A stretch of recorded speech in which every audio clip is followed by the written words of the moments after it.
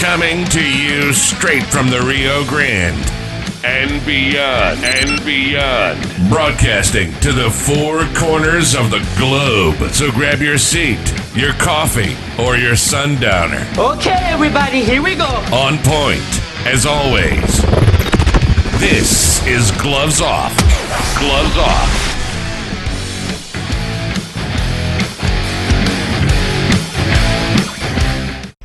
Have you ever wondered about what happens in a martial arts studio? Well, you start right away by setting goals, building determination, gaining focus, building skills, all while becoming more fit, gaining confidence, and learning self-defense. Huitron Academy is a school where attitude meets aptitude. So give us a call at 956-401-4868.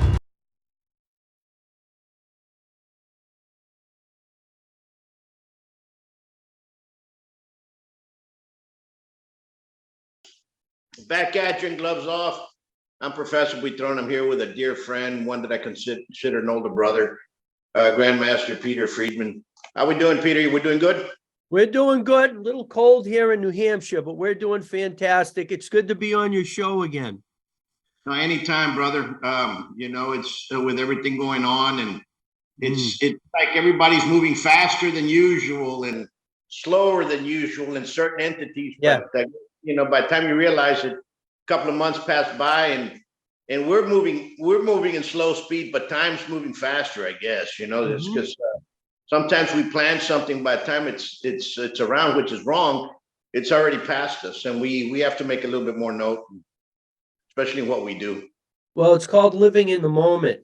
We have to live in every moment and be conscious of what we're thinking and what we're doing and where we want to go. Absolutely. So, a lot of people ask a bunch of questions, and a lot of questions in martial arts. And this, as you know, this podcast is more of a community involvement and within the martial arts as well. But stuff a lot of stuff that community is not aware of. A lot of people think martial arts is everything combined into one thing. Yay and nay, but a lot of misled individuals out there. And a lot of people what I'm seeing now are being misled by, I don't know whether it's social media or the cameras that are more active, but I'm not saying I know everything. I'm not saying, you know what I'm saying, but there's been a lot of fads in the last, especially people that have been around. There's been a lot of fads, I would say, in the last 30 years that have came up. Some have faded away. But there's always a fad that comes up and kind of stays and lingers, and people are drawn to it. Are they good for self-defense? Maybe. Are they good for business in ways? People are capitalizing on them. But a lot of people are misled from the martial arts, thinking that's what martial arts are. So that's what I want to talk about. Yep. And you've been around for many, many years. And you've done the martial arts in New Hampshire and in the East Coast for many years. So you know what it is, not only in the street, but you know what reality is. Well, I grew up on the streets. My father, as you know, was a pro fighter in the ring and a bare knuckle fighter outside of the ring. And he was a champion in both arenas. He had to get out because he was threatened because he didn't want to take a dive professionally in the ring. And he ended up punishing the guy, knocking him out, and he wasn't supposed to do that. So he had to give up boxing, but they threatened to kill him. So at a very early age, I started first in Western style boxing under my father. And as I got a little older, my father, the boxing wasn't working as well. I mean, it worked, but I needed something a little bit more. Because I never fought anybody. I didn't fight too many people one-on-one. It was always 2, 3, or 4 coming after me. So he started teaching me the bare knuckle boxing. There was no rank. There was no belts. There was nothing like that. No vanity. It was all hard work, kind of like embrace the suck. It's the training sucks, but you got to embrace it and do it, because a lot of the stuff, from my own personal experience, being in the martial arts for as long as I am and being living out, and fighting in the streets and things like that. I was part of that. I became victim of that illusion as well. I'd go in and all I wanted to do was be a black belt. I wanted to get the black belt because it's like knighthood. It's like if you're a knight back in the medieval times, you wanted to be knighted. So you had to start off as a squire and work your way up until somebody, of high standards would take their sword and knight you. And that was your goal, to be a knight. Well, the black belt to me was like becoming a knight, knight in armor, so to speak. And I'd have to get a few black belts and get my ass handed to me, trying to use what I learned, in that particular methodology, or whatever it is that you want to call it. I started to realize my father's actual bare knuckle boxing and boxing worked better in the streets than some of the stuff I was learning in different dojos. And then I started training with a gentleman, Robert L. Dickey, who taught Ketsugo Jiu-Jitsu in 1970. I started taking classes with him for a few years, and everything he did was practical. I mean, first he would show you judo. You'd learn how to do throws. You learn how to grapple on the ground. You'd learn how to choke someone to unconsciousness. You learn how to make them tap out to arm bars and things like that. Then he would go into the Aikido, how to work the joint locks and all that. And then we would do Savat, like what you do, not as in depth what you do, but just bits and pieces, because Bob Dickey, he learned his Savat from a French foreign legionnaire, a Jewish guy named Alex Emile, who I think he's passed now. And I was friends with Alex as well, and he came in and taught me a few things as well. But he was the one responsible for teaching Bob Dickey the Savat, which he said it meant old shoe or old boot or something. And man, this guy was good. His feet came out of nowhere. I've never seen anything like that. So a lot of that stuff worked for me in street fights. The longer you stay with Bob Dickey, then you started to learn the jiu-jitsu, but he had to trust you because he didn't want you to go out and get into fights and kill people, because it was basically meant for killing. And that's kind of what he taught the military, the Ketsugo jiu-jitsu part of the Ketsugo. And then it just went on. But I'm seeing a lot of it. I lived in Boston for 40 years. I've been in New Hampshire now for 24 years. I'm 64 years old now. So I've been here for 24 years. And there is an illusion that people think by going to an MMA gym and learning to become an MMA fighter that they're going to become big enough to be on TV and make a lot of money, right? Which doesn't work that way. You gotta have connections. You gotta know people. And then they get into a fight on the street and they end up getting their head beat with a baseball bat. So it doesn't work. It's good for conditioning. It's good for fun. It's good for sport. But combat martial arts, if you want to survive today, is where you want to go. Things like what you're doing, what I'm doing, what my student in Boston, Indio, is doing, or Dave Weinberg on the West Coast, or Ryan teaches in Manchester, New Hampshire, where Manchester, New Hampshire is now becoming like Boston. It's dangerous. The other day, they had a stabbing in Manchester, New Hampshire. I think it was 3 days ago. They're looking for a guy. They found there was a woman in Concord, New Hampshire now that was almost abducted. There was another guy they found dead in his car. They don't know if it was murder in Concord, New Hampshire. And usually when they catch all these criminals, guess what? They're all from out of state. They're all coming from.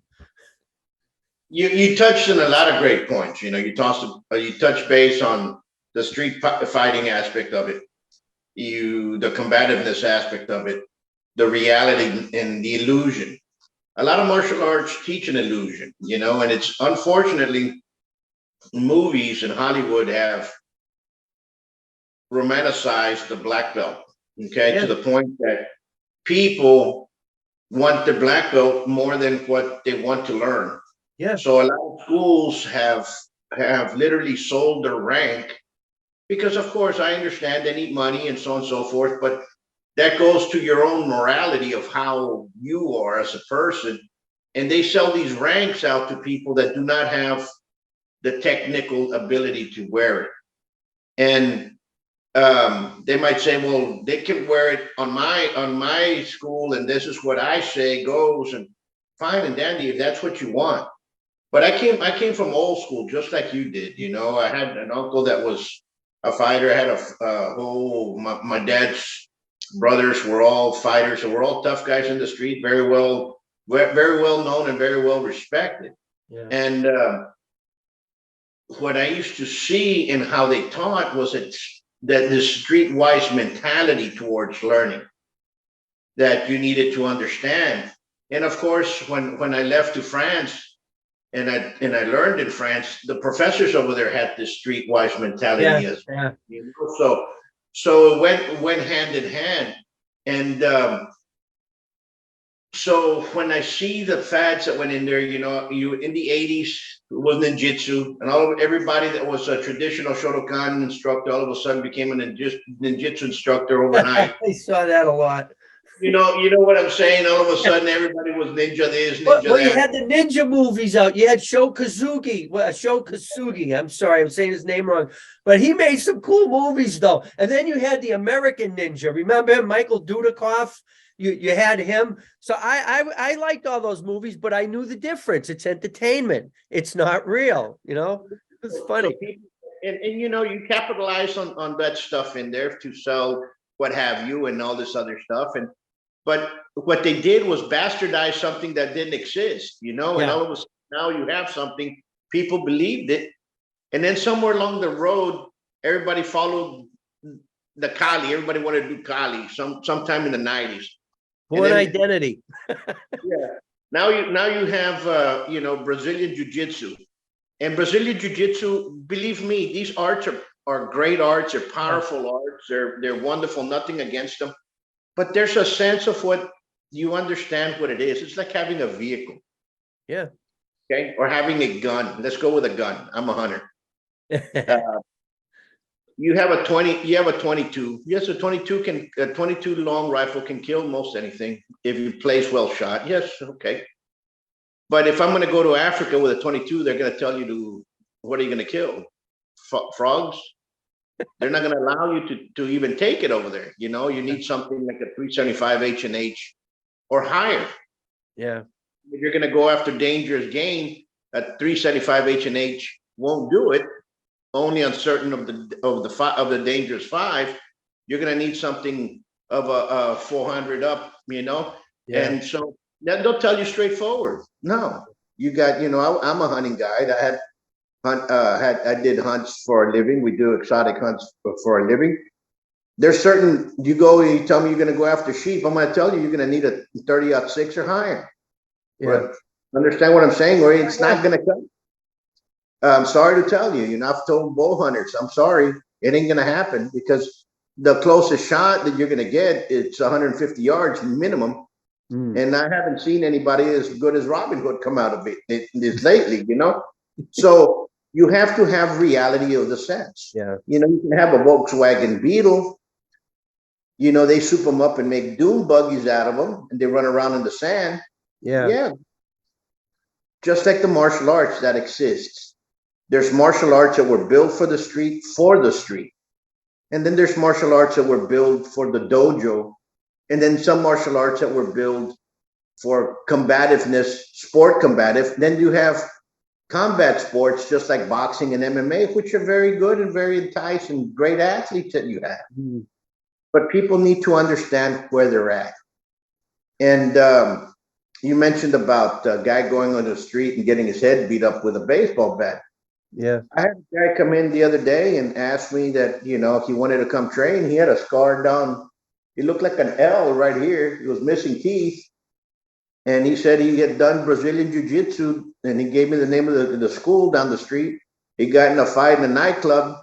He took the guy down, and the guy's friend came over and kicked him in the face. Yeah. And with the boot, slit his old mouth, his old cheek open. I think it was I think it was either back in the 80s or the 90s. I can't remember.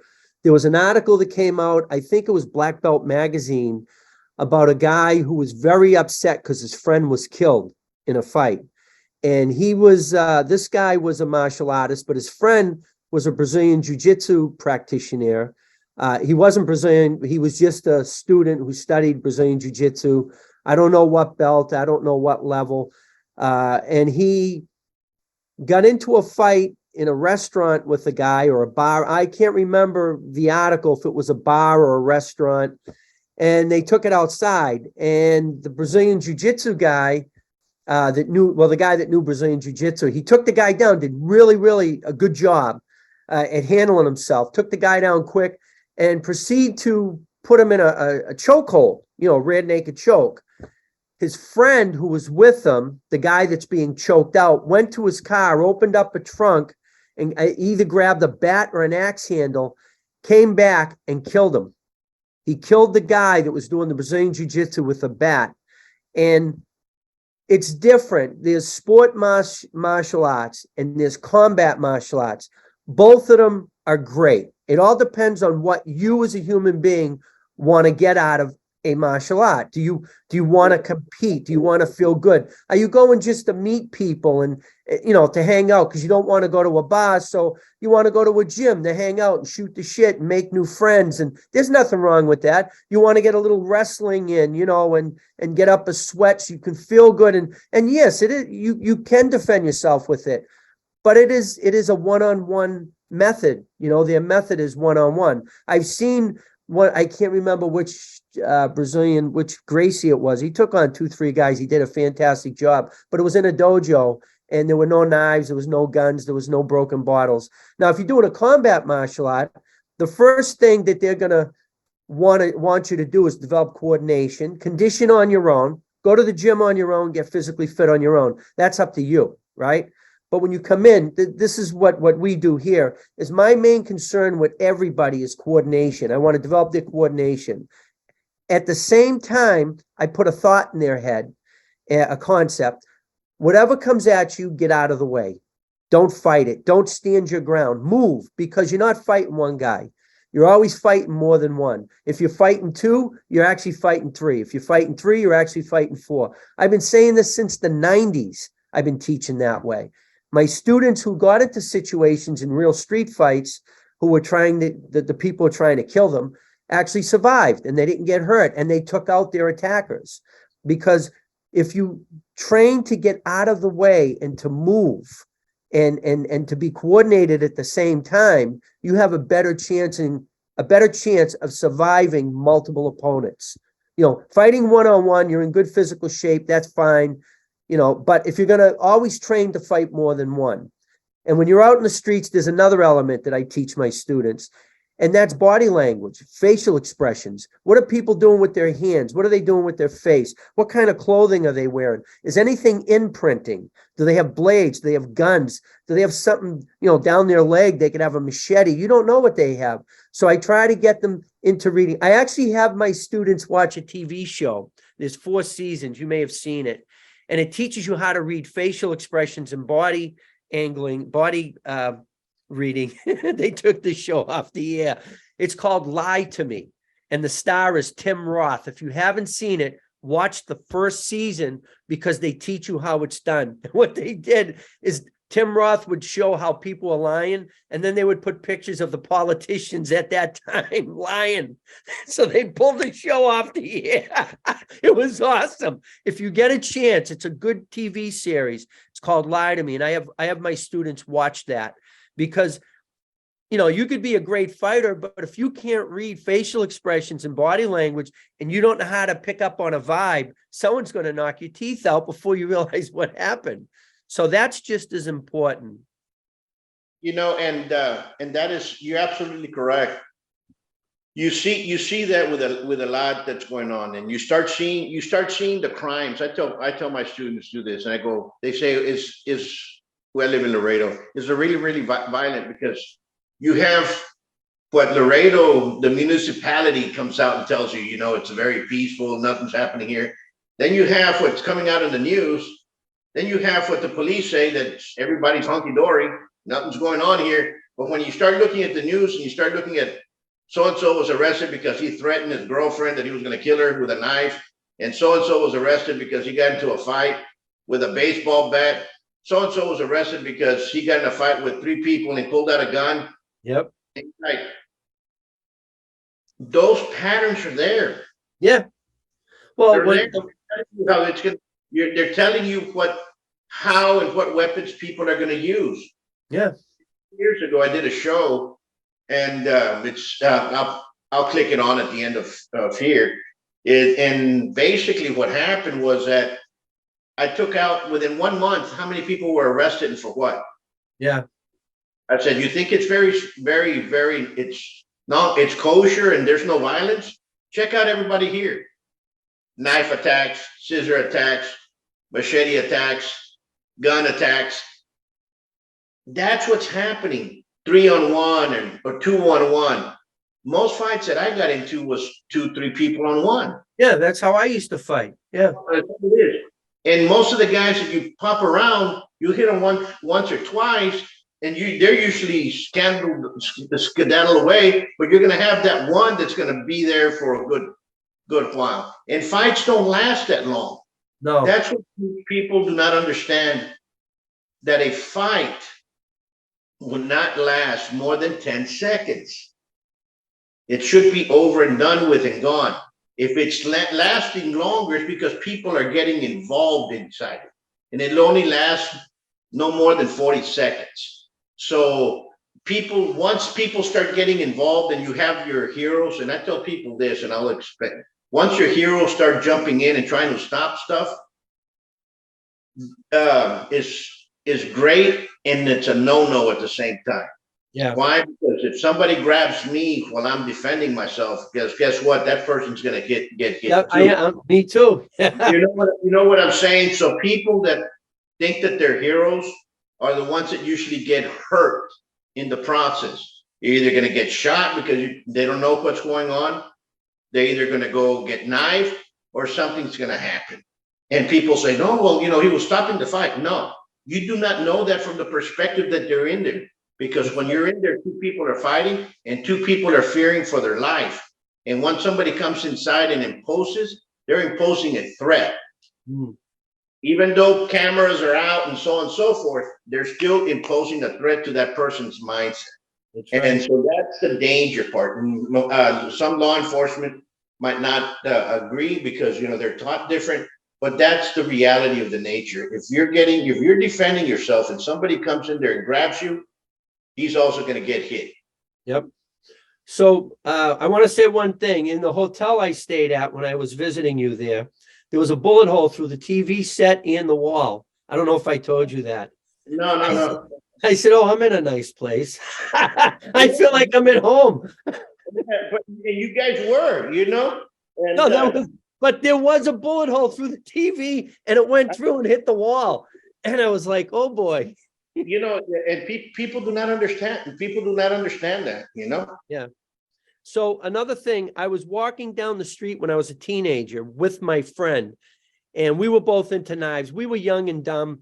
I hung around with a bunch of young and dumb people. And the way we used to practice knife fighting is with real knives. We'd go in the alley, we'd take a sharp knife, and we would spar each other. You weren't allowed to stab, but you could slash the arm. You can get a quick slash on the face or the leg.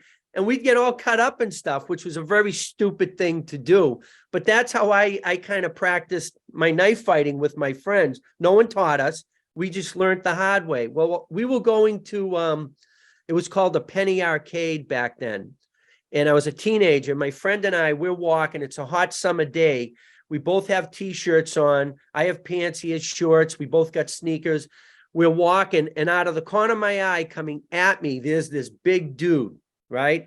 He had to be about 6'4" or 6'5", he was a big guy. Now, what caught my eye was I was in a T-shirt, he was in a T-shirt, it was summertime. This guy had on a winter jacket with the hood on with the fur around it.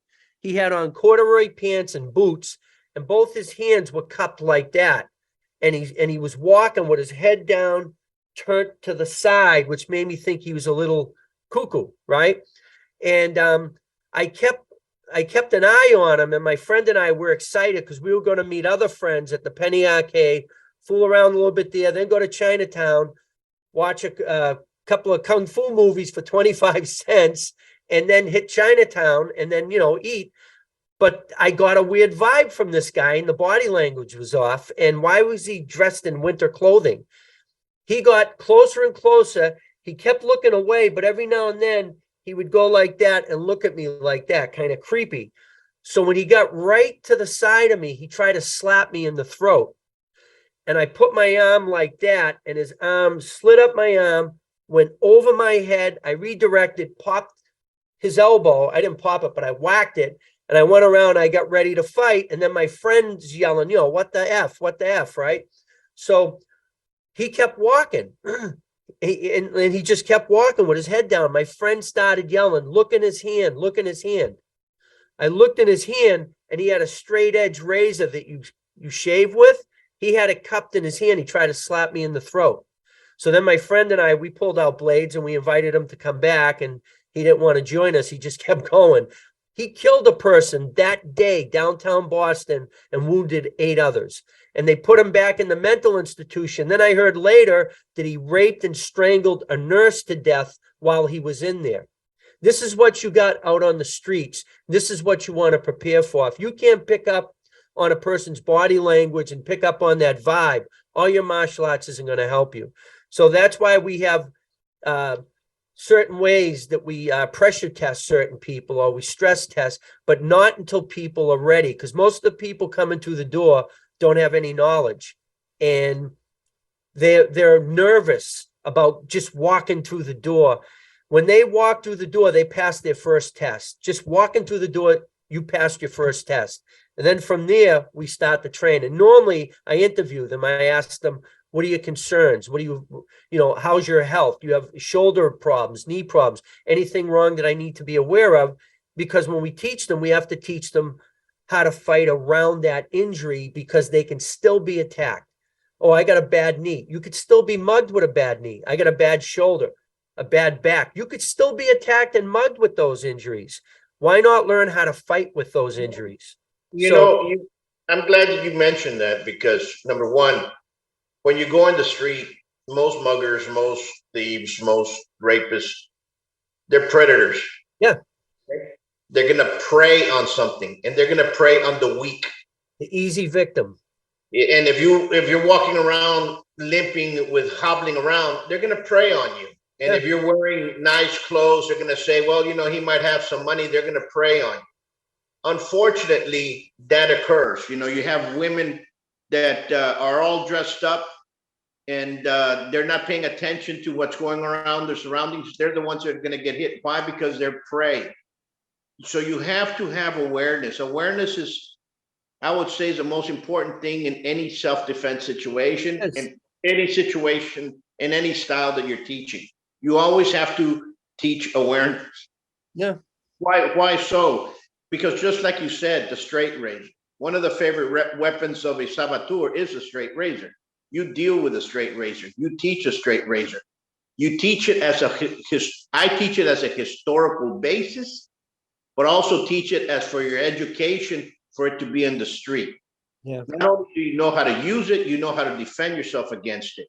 And people, there's a difference, Peter, there's a difference, because a lot of people think knife fighting is going to be one way. No, knife fighting is a total different world. I've been in 3 knife fights, and each one of them was completely different. None of them repeated themselves. Listen, the last 2 of the 3 altercations that I've got here in Laredo was somebody pulling out a knife on me.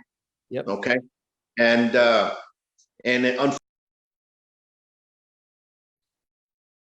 one of the knife fights that was pulled up against me was a person sitting down right next to me. Mm. He pulled out a big old bowie. Well, that's a different story. And one has to defend themselves on how he is situated. Yeah. But none, fads in the martial arts we have to deal with. We also have to deal with pushing forward with how we can teach people the differences, to read the differences. Okay, you might not like me, they might not like you, they might not like the situation where you're teaching, but at least we can guide them to a place where they'll be able to learn correctly for themselves. Maybe it's too far, maybe it's the hour match. It just depends, but I know you and you're like me, where we teach all the time. Yep. And, I'm always teaching. That you have people here that say, well, I need a noon class. We have noon classes. Mm. Well, do you train in the morning? Yeah, we train in the morning as well. We train in the evening as well. It's just up to you to make time, you know? Yeah. You Well, know? that's the thing. And people make time, something that they want to do, they make time for. So when they tell me that they don't have time to train here and train with me, they're lying. They're lying. Obviously, what they're saying is they're not interested. They're trying to be nice to me in front of my face, which I get that a lot. I get people that want to tell me what they think I want to hear, right? So, Right. I don't have the time to do this or to do that. And but what they're doing is they're lying. You make the time for the things that truly mean something to you. You know, it's like you go to the pub with your friends. How much money do you drop on beers and drinks and once or twice a week? That could have been 4 months of martial art lessons. You know what I mean? You brought out a great point. You have a lot of guys that listen. I was young. Yeah, I it was used to, true. you know, I had from the pizzerias, from the martial arts school and stuff that I own and stuff like that. Sometimes when I was young and I wasn't married, I was out every day. Yeah. You can do that. You came back at odd hours. You were still teaching at 6 o'clock in the morning. You were training people back and forth. You went back to work. You went home just to take a shower and change clothes, and it continued. I understand that. But then there's a time where you just stop and you start thinking about, okay, we're going to start building and start moving forward. I understand that too. But you get people that would say, I have no money. And then you see them on Facebook Thursday, Friday, Saturday, and Sunday. They're at the bar. Yeah. Yeah. And with the drinks that are there right there, you know, right there, just off the drinks that are on that table, that's $100 right there. Yeah. I You know. know? And then they tell you, I have no money to pay for martial art classes. But just in that picture, you were paying $150 Yeah. just on drinks, you know? And So those drinks are going to help them get mugged in the parking lot. They're going to be too drunk. They're going to get mugged in the parking lot from being drunk from those drinks. absolutely. But, you know, people need, I understand, you know, they want to go out there and do this, but you also have to, you know, folks, if you guys, we're talking to you guys, if you guys want to go train in martial arts and learn some self-defense, it's not going to happen with a 599 course on 2 weeks, bust your rear end from 6:30 to 7:30, and you're going to come out an expert. It's not going to happen. It takes time. Yeah. You have to develop striking ability. You have to develop blocking and parrying and understanding what an attack is. That takes time. And it's going to be not 1, 2 years. It's going to be 3 years onward. I tell people 5 years. Yeah. And the more you train, the better you get. Yep. And there's no martial art out there that's better than another one. It's how it is given to you as what the teacher's experience is. And I tell people this, ask them, ask the teacher you're going to go work out. When was the last time you got in a fight? Mm. You know what I'm saying? Yeah. Because if they say, oh, I never got in a fight, well, then you should be heading out the door. I walked into a guy's dojo. He was the master of the dojo. And he came up and he was very confident, chest in the air, looking me in the eye, and we were talking. And he said, are you interested in learning a martial art? And I said, yes. He said, have you studied anything? I said, no, because I just wanted to see what he was going to offer me, right? So I asked him, you know, well, what do I got to do to get started? Tell me a little bit about yourself. Tell me about the dojo. And he said, oh, well, blah, blah, I'm this rank. He started telling me about his rank. I said, that's fantastic. But how am I going to use what you know? I mean, what can you show me? So he's talking to me, he's bringing me around the dojo. He's showing me all the famous people on the wall, pictures of him. Then he's showing me the rank in his certificate, and he's telling me how I can go through the rank. I said, well, I want to learn to fight. I want to be able to defend myself. All of a sudden, there was a guy off to the corner who knew me, who was a sword instructor. And he was teaching out of that guy's school, teaching his black belts the sword. And he goes, Peter Freedman. And he comes running across. And then the guy says to him, you know him? He said, yeah, this is Grandmaster Peter Freedman. He teaches Ketsugo Jiu-Jitsu. He's a Grandmaster in Filipino martial arts. And the guy looked at me, and after that, he walked away. So I said to him, I said, what's his problem? He said, I don't know. So then I says, well, get him back out here. I want to know more information about what he's going to teach me. The guy wouldn't come out of his office, right? And when he did, he was shaking and he wouldn't look me in the eye. He kept looking around and he was sweating. And I told him, and so he eventually left again, just walked away from me, which was kind of weird. So I said to the guy, so what's his problem? He said, I think you make him nervous. He knows all about you. You know, I mean, he heard about you. He's never seen you, but he heard about you. So he knows who you are.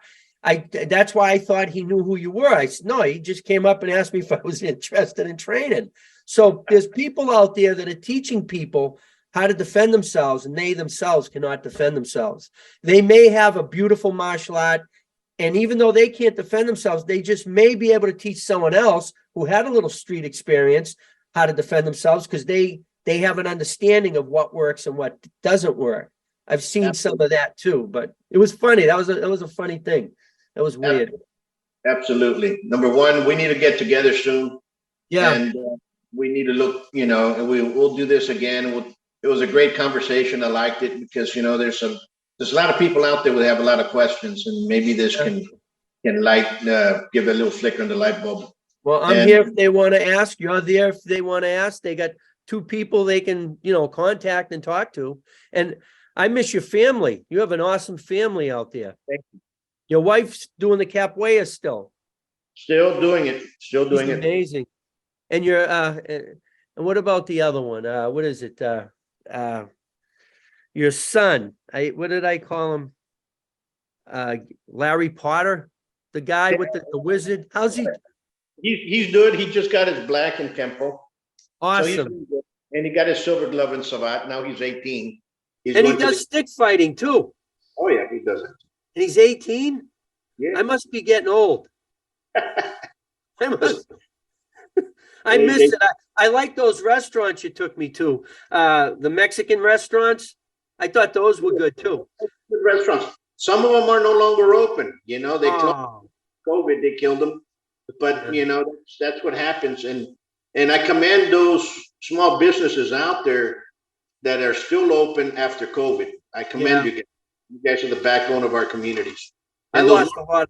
That are still teaching after COVID, that are still out there teaching it. Yeah, you guys are the backbone of this. Keep it going forward. Keep it going. Praises to you, because there's a lot of people that just they gave up. They gave up. They gave up. And martial arts is about fighting and moving forward in life. And it's not all about fighting in the street, people. What martial arts is to keep you alive in the street. That's what it's all. It's not about you going brain healthy. And it's about you being safe and being aware of what the streets are. And it's not about paranoia, but the streets are bad and the streets are cool. It's number one.